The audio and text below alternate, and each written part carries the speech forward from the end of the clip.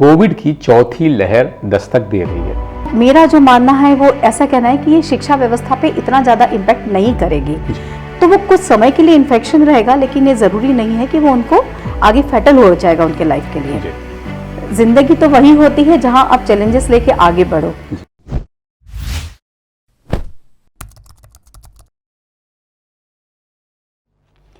स्कूलखबर.com के सीधा सवाल में आपका स्वागत है। सीधा सवाल में हम हर बार शिक्षा के अलग अलग मुद्दों पर बात करते हैं। अब आज आपने अलग अलग मीडिया रिसोर्सेज में पढ़ना भी शुरू किया होगा और देखना भी शुरू किया है कि अब कोविड की चौथी लहर दस्तक दे रही है। दिल्ली में आए हुए आंकड़े कुछ इसी तरफ दिखाते हैं और जब भी ऐसी कोई लहर की आशंका भी आती है तो सबसे बड़ा जो खतरा है वो शिक्षा व्यवस्था को होता है। तो क्या ये चौथी लहर जो आ रही है ये वापस से शिक्षा व्यवस्था को पटरी से वापस डिरेल करेगी, या अब जो अनुभव हम ले चुके हैं उसके आधार पर शिक्षा व्यवस्था सुचारू रूप से ऑफलाइन मोड में चलती रहे? ये एक चैलेंज है।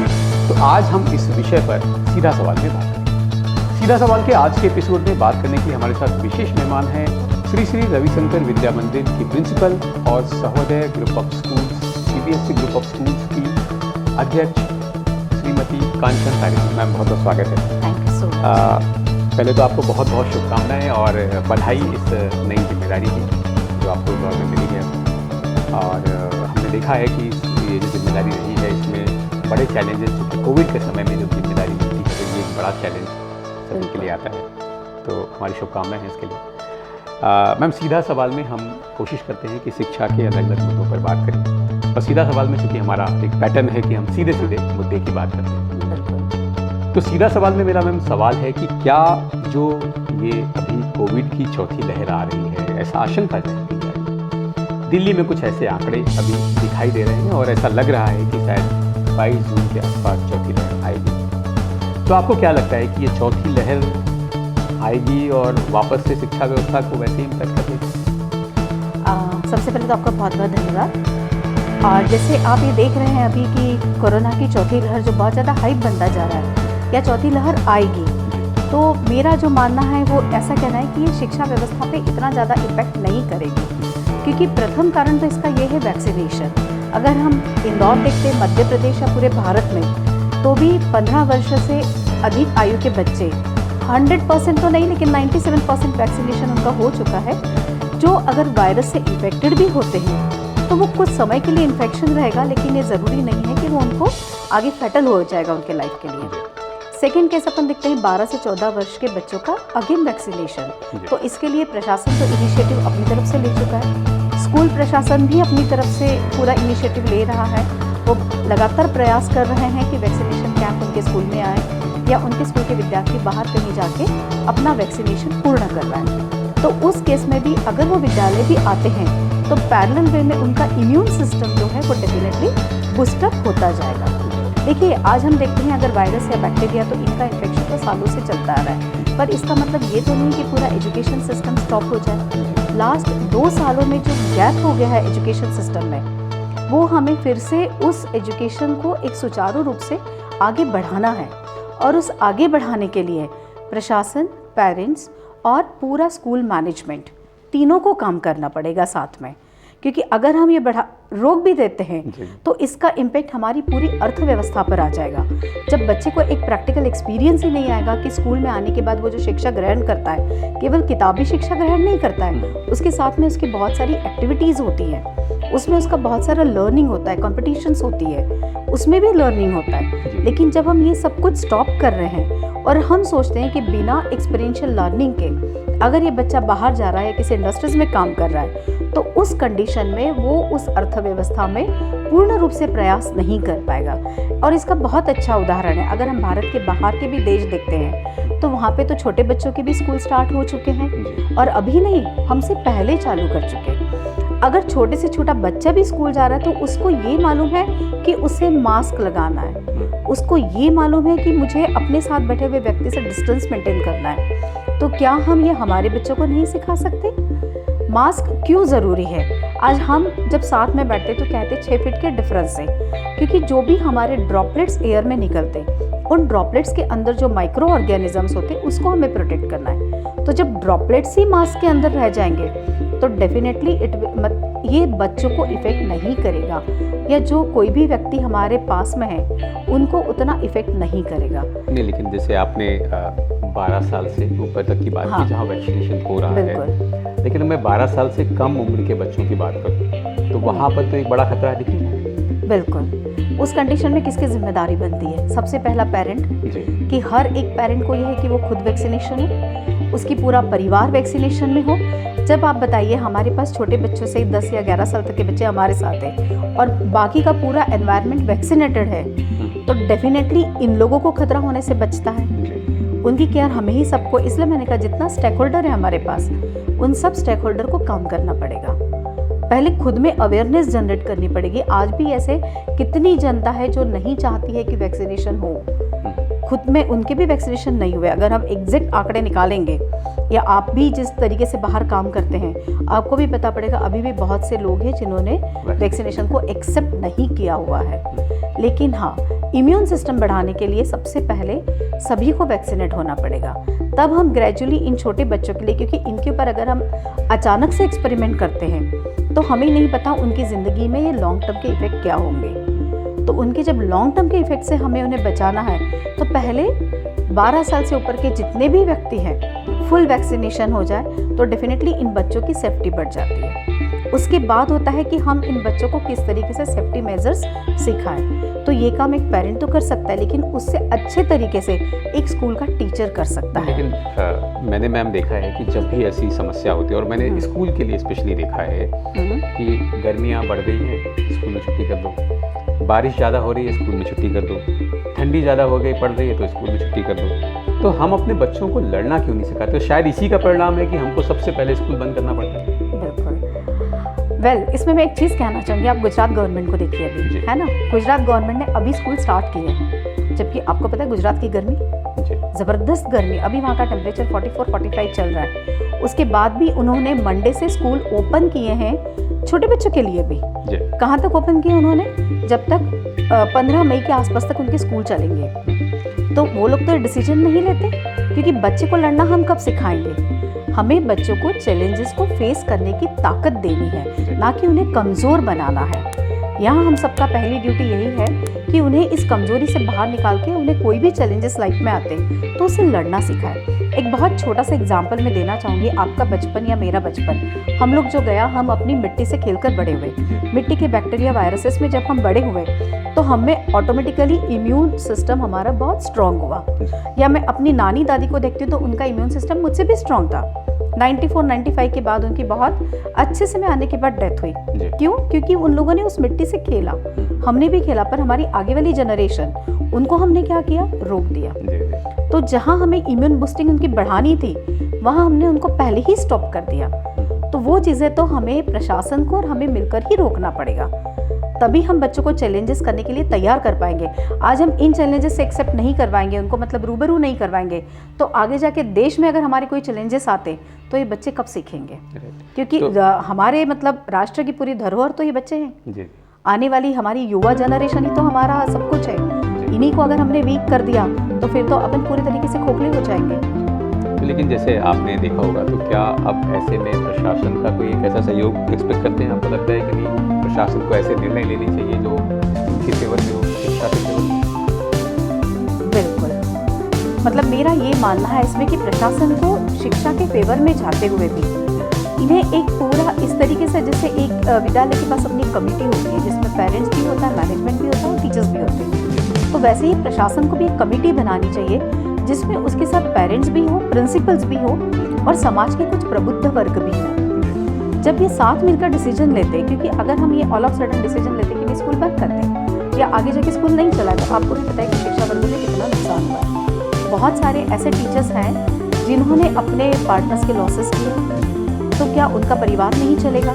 आज अगर फिर से बंद होता है, फिर से फीस स्ट्रक्चर नहीं आती है, तो कितना इफेक्ट होगा? और फीस तो चलिए फिर भी है, पर बच्चों में जो एक संस्कार जाना है, गुरुजनों के प्रति सम्मान, गुरुजनों का एक आदर्श, या एक जो पढ़ाई में उनका सर्वांगीण विकास होता है विभिन्न विद्यालयों के द्वारा, उसको हम क्यों रोक रहे हैं? उनकी पूरी ग्रोथ को हम क्यों रोक रहे हैं? तो मैं डेफिनेटली ये चाहूँगी कि प्रशासन और स्कूल मैनेजमेंट या प्रिंसिपल ये मिलकर एक ऐसी कमेटी बनाए जहाँ हमारे पास इस तरीके से कोई डिजास्टर्स आते हैं तो उस पीरियड में एक डिसीजन सब मिलकर लिया जाए, ना कि वन वे फॉर्म में या डिक्टेटर फॉर्म में आगे तक निकल जाए। नहीं, लेकिन ज़्यादातर देखने में आया है कि जब भी ऐसा हुआ है तो अभी जो पिछले 2 साल में कि स्कूल को बंद कर दीजिए और स्कूल के अगले निर्णय तक पूरे स्कूल बंद रहेंगे। बिल्कुल। तो यहाँ पर जैसा हमारा पास 2 साल का एक बड़ा अनुभव है कि ऑनलाइन एजुकेशन ने जो इम्पैक्ट देना चाहिए था वो नहीं दिया, तो इसीलिए स्कूल शायद बने कि हॉलिस्टिक डेवलपमेंट उनका बच्चों का होता है। और केवल अगर मैं एकेडमिक की बात भी करूँ तो वहाँ एकेडमिक भी बहुत ज़्यादा प्रभावित है। तो फिर अब ऐसे में ये सामंजस्य कैसे बनेगा? हम क्या लग रहा है कि हम वापस से चौथी लहर अगर आती है, वैसे तो तीसरी लहर को देखा जाए तो चौथी लहर की आने की संभावनाएं कम है, लेकिन ऐसे केस में फिर क्या होगा? देखिए, ऐसे हम देखेंगे तो आज चौथी लहर, हो सकता है 6 महीने बाद 5वीं लहर, हो सकता है अगले 6 महीने बाद कुछ और, क्योंकि this is a kind of बायोवर also which we can say. लेकिन इसका मतलब ये तो नहीं है कि शिक्षा को हम पूर्ण तरीके से खत्म कर दें। तभी तो मैंने कहा आपको फाइट करना सिखाना पड़ेगा बच्चों को। अगर चौथी लहर आती भी है तो पूरे सेफ्टी मेजर्स के साथ, या जैसे प्रशासन ने बीच में ही चलाया था कि 50% स्टूडेंट्स 3 दिन आए, 50% स्टूडेंट्स बाद के 3 दिन आए, इस तरीके से कोई निर्णय लेके, लेकिन विद्यार्थियों को ऑफलाइन शिक्षा के साथ वंचित नहीं करना चाहिए। क्योंकि उसमें मैंने कहा ना, शिक्षा मतलब केवल किताबी शिक्षा नहीं होती है, सर्वांगीण विकास ही होता है उनका। जब वो विद्यालय में जाते, पीयर ग्रुप के साथ बैठते हैं, घर में बच्चा जब ऑनलाइन बैठा तो कितने पेरेंट्स ने बताया कि बच्चा सोया हुआ है, इवन एक पेरेंट कंट्रोल नहीं कर पाए अपने बच्चे पे, वीडियो ऑफ कर दिए, बिस्तर पे लेट गए। आप बताइए, एक पैर पे बच्चे को नहीं संभाल पा रहा, तो वो टीचर्स की तो हेड्स ऑफ देम कि वो 30 बच्चों को या 40 बच्चों को एक क्लास के अंदर कैसे संभालते हैं। तो इसलिए उनका सम्मान करते हुए मुझे ऐसे लगता है कि एक इस तरीके से निर्णय लिया जाए जिसमें ना तो हमारी शिक्षा का कोई नुकसान हो और ना ही हमारे बच्चों के हेल्थ पर उस चीज़ का कोई इफेक्ट हो, जिसके लिए सबको मिलकर प्रयास करने पड़ेंगे प्रशासन के साथ ही। लेकिन एक और चीज़ निकली थी कि जब अभिभावकों की जो भूमिका थी, हमने देखा था कि स्कूल और पेरेंट्स एक वार जैसा सिचुएशन आ गया, और सबसे बड़ा उसमें जो मुद्दा बना था वो फीस था।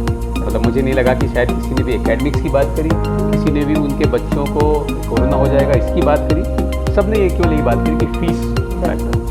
तो फिर क्या वापस हम अगर इसी ढर्रे में बढ़ जाएंगे, वापस हम बजाय शिक्षा के हम फीस पर बात करने लगे?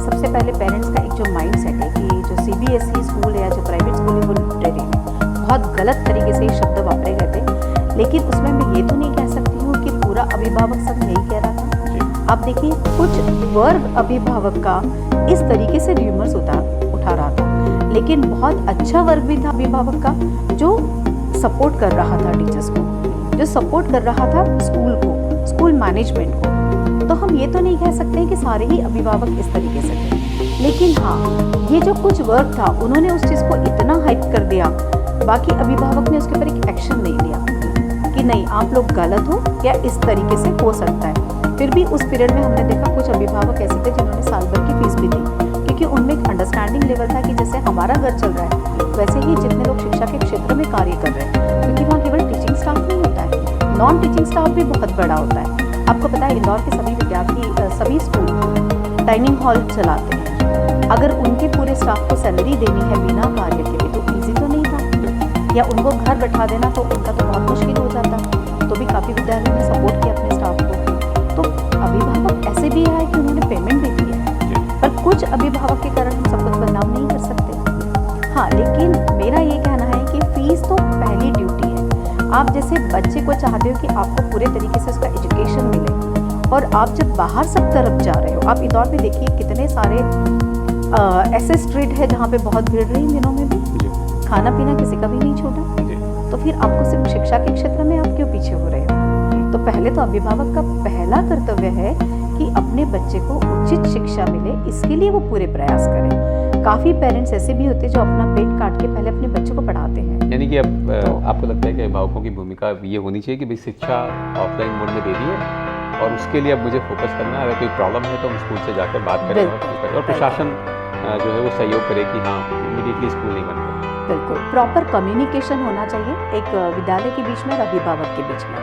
जब उनके बीच में ऐसे कम्युनिकेशन सही होगा तो मुझे नहीं लगता है कि कोई परेशानियां डेवलप होंगी। या एक और हो सकता है कि अगर सभी विद्यालय अपने स्कूल से किसी को एक पेरेंट कोऑर्डिनेटर नियुक्त कर देते हैं जिसमें वो एक मालूम करे कि वाकई कोई अभिभावक है वो परिस्थिति में वाकई खराब है, या कोई ऐसे हैं कि जिनके पास सब कुछ होते हुए भी सबके साथ जाके वो शो गलत कर रहे हैं, या वो दूसरे अभिभावक को ये कहें कि आप अगर स्ट्रॉन्ग हो तो आप किसी और बच्चे का पेमेंट कर सकते हो जिसकी ज़रूरत है। तो ये जो गैप हमारे बीच में हो रही है वो गैप कम से कम होती जाएगी।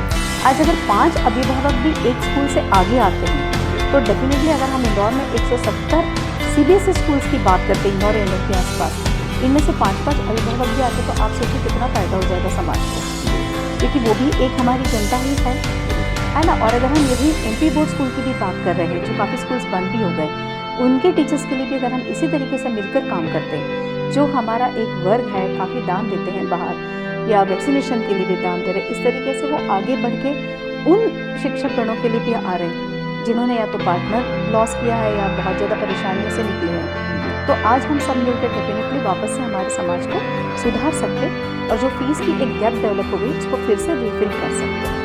अच्छा मैम, एक और बात जो है अभी, क्योंकि आपने देखा होगा कि 12th बोर्ड के एग्ज़ाम CBSE में 26 अप्रैल से करते हैं और ऐसे समय में ये न्यूज़ आ रही है कि कोविड की लहर आ सकती है। और अभी आज ही का एक निर्णय है जिसमें हमारे स्कूल खबर पोर्टल में आया कि 26 जो स्कूल है उत्तर प्रदेश के अगर मैं बात करूँ तो उत्तर प्रदेश से पहले परीक्षा को कैंसिल किया, डेट बढ़ाई और डेट बढ़ने के बाद अभी कैंसिल करके उनको सभी को प्रमोट कर। तो क्या फिर ये CBSE में भी ऐसे ही होगा? देखिए, मुझे ऐसा लगता है CBSE में अब ऐसा नहीं करना चाहिए और होगा भी नहीं। क्यों? अगर हम नीट या कोई भी कॉम्पिटिटिव एग्ज़ाम देखते हैं तो उसमें तो काफ़ी बच्चे बैठते हैं और उसकी व्यवस्था हर विद्यालय कर रहा है। आप देखेंगे हर स्कूल के अंदर प्रॉपर प्रिपरेशन की जाती है, चाहे वो सैनिटाइजेशन हो या जितने भी सेंटर से बहुत अच्छे से प्रिकॉशंस लेते हैं। अगर कोई बच्चा सर्दी खांसी से पीड़ित भी होता है तो मेरा ये कहना है कि अभिभावक उसको छुपाए नहीं है, बल्कि उसको विद्यालय को बताए कि हमारे बच्चे को सर्दी खांसी हुई है, क्योंकि ज़रूरी नहीं सर्दी खांसी कोरोना ही है, तो उन्हें अलग बैठने की व्यवस्था की जाए, मास्क लगा के जो प्रॉपर सैनिटाइजेशन सिस्टम है वो उनको दे। और या फिर जैसे CBSE ने ये सोचा था कि उन बच्चों की परीक्षाएं हम बाद में लेंगे, वो एक सेकेंड ऑप्शन हो सकता है। पर इसका मतलब ये नहीं है कि हम परीक्षाएं स्थगित करके बच्चों को एक गलत आदत डाल दें कि सीधे प्रमोशन मिल जाएगा। एक बार ये जो जनरल प्रमोशन की आदत हो जाएगी ना, इससे उनके आगे के काफ़ी पीढ़ियों पर असर पड़ता है। एक बार ही नहीं है, हमारे शिक्षा समाज आज हमारे भारत के लिए बहुत बड़ा होता है। और अगर ये आदत एक बार डल गई कि हाँ ठीक है प्रमोशन मिल रहा है, तो हम जो शिक्षा में बहुत उच्च कोटि पे माने जाते थे, आप किसी भी यूनिवर्सिटी को देखिए, आज भारत का एक बहुत बड़ा नाम था अपने शिक्षा में, तो हम इसको क्यों खराब करें फिर से? हमें उसका वापस से उदय करना है, तो हमें उसके उत्थान के लिए परीक्षाएं तो होनी ही चाहिए। केवल मेरे ख्याल से परीक्षा होनी चाहिए, केवल प्रोजेक्ट बेसिस पे परीक्षाएं नहीं हो सकती। 360 डिग्री असेसमेंट जो होता है, जैसे आज का NEP हमारा कहता है कि 360 डिग्री असेसमेंट, वो डेफिनेटली बहुत बेनिफिशियल हो जाएगा हमारे आगे के फ्यूचर के लिए।